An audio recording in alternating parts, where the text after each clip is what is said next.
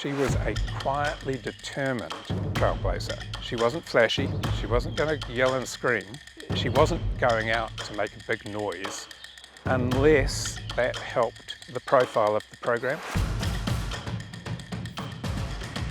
Nobody had done it before. We had to be really aware that people were seeing this for the first time.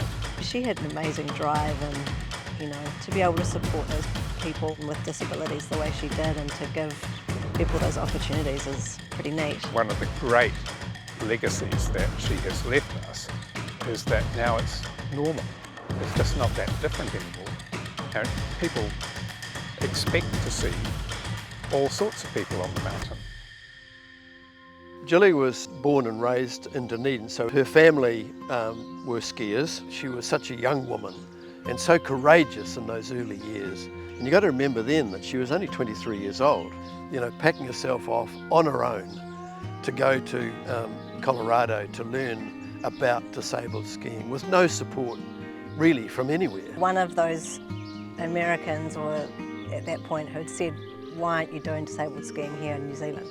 I think had sort of said that to her, why don't you do it, make it happen. And I think of, being 23 and where I was in my life at 23, I'd never have tackled a thing like that. I always say I married disabled skiing, and that was pretty much the case really. And we put together the first New Zealand Association of Disabled Skiers Trust. Tony and Gilly had done a very good job of thinking it through, so we actually had branches throughout New Zealand. The job wasn't to go necessarily and teach people to ski, it was to teach the teachers. She had very clear priorities. First priority was the skier and their family. So it wasn't just the skier, but the family that they came with. The second priority was the same as the first. It was just so important. My name is Mark Edwards. I'm Paralympian number 44, alpine skier. I was lucky enough to be a member of the 1984 New Zealand Winter Paralympic team. I was then lucky enough to come home with a bronze medal, and the 84 team, of course, was the first team to medal. I'm immensely proud of that whole team and how we all came together.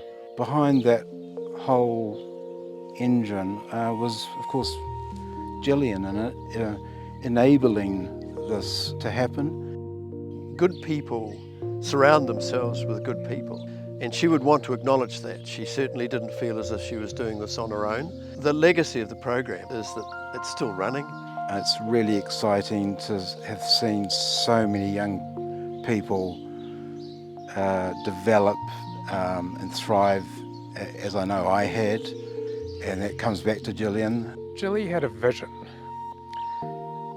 and once she'd set her mind on what we were going to do, there were never any excuses.